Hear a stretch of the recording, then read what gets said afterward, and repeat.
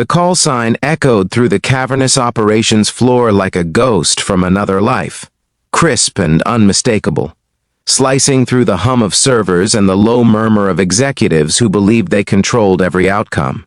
It wasn't supposed to happen that way. The number on the screen had been routine, the request procedural, the day ordinary. Yet in that instant, when the single dad answered with a call sign instead of a name, time bent backward, and a truth long buried rose to the surface with the force of a jet-breaking cloud cover. Before the story carries you any further, pause for a second. If you believe in kindness, in second chances, and in the quiet strength of people who keep going even after life grounds them, please like this video, share it with someone who needs hope today, comment your thoughts, and subscribe to the channel. Your support helps stories like this reach the hearts that need them most.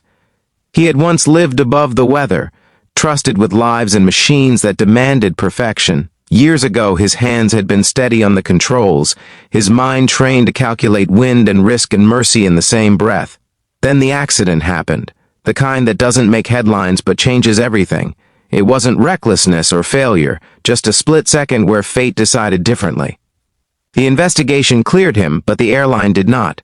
Paperwork replaced flight plans, silence replaced radio chatter, and the uniform that had defined him became a folded relic at the back of a closet. When his wife fell ill not long after, the sky felt impossibly far away. When she passed, leaving him alone with a small child and a grief that arrived in waves, the ground became his only option. Single fatherhood didn't arrive gently.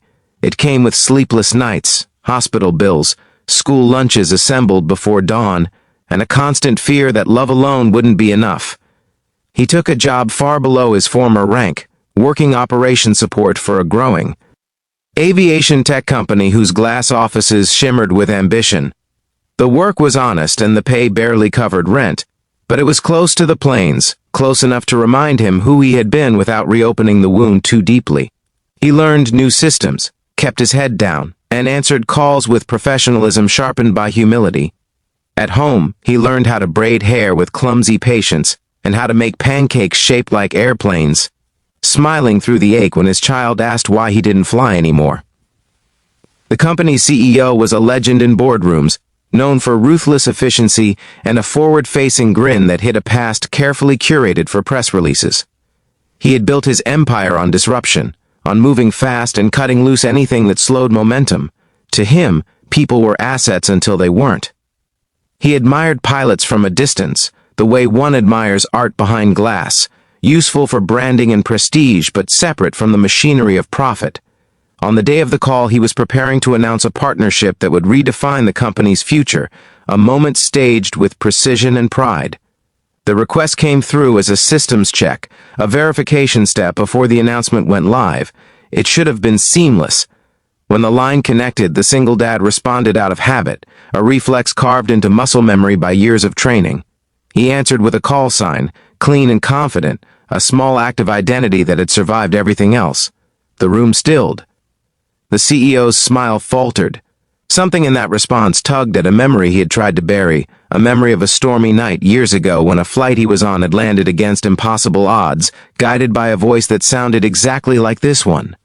Recognition isn't always immediate, but when it comes, it lands hard. The CEO felt it in his chest, a pressure he hadn't known since that night. Back then, he had been a younger man, arrogant and impatient, dismissive of procedures until turbulence taught him humility. He remembered the calm precision that had steadied the cabin, the way fear had softened into trust as the aircraft descended. He remembered writing a letter of thanks he never sent, assuming the system would carry his gratitude without effort. Now, faced with the man behind that voice, reduced by circumstance and hidden in plain sight, the CEO confronted a truth he could not spin. The single dad felt the shift before he understood it.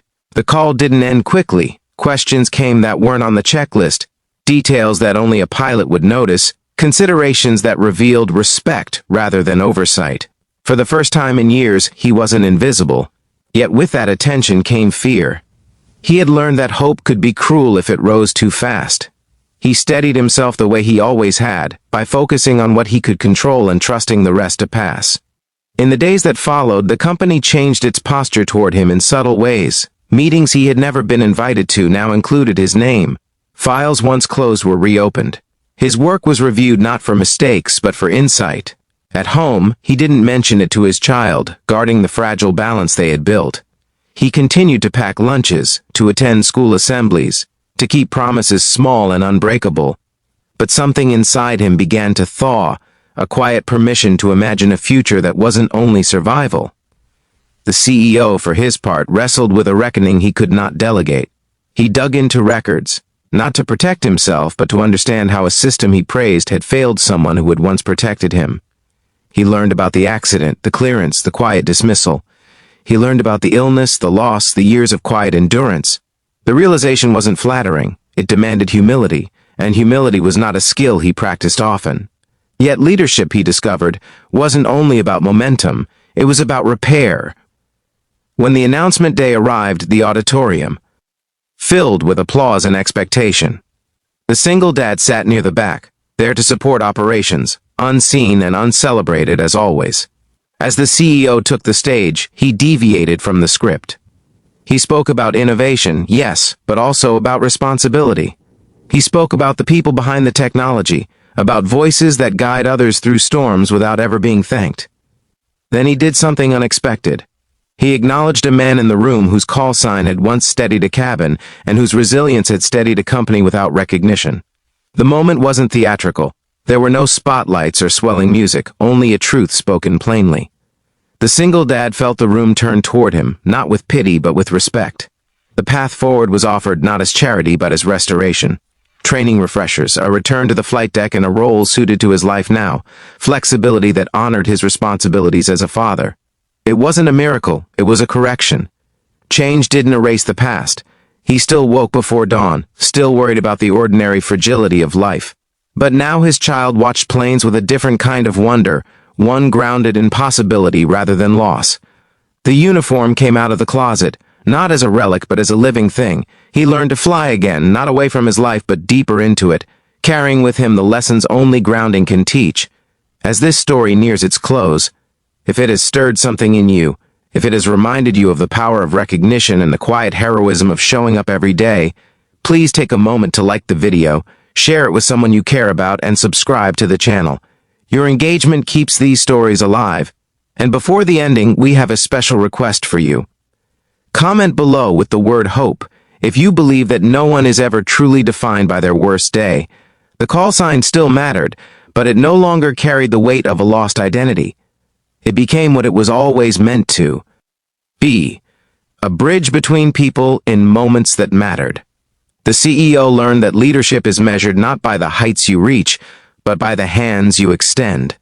The single dad learned that second chances don't always arrive with noise. Sometimes they arrive as a familiar voice answered honestly, in a room that finally listens.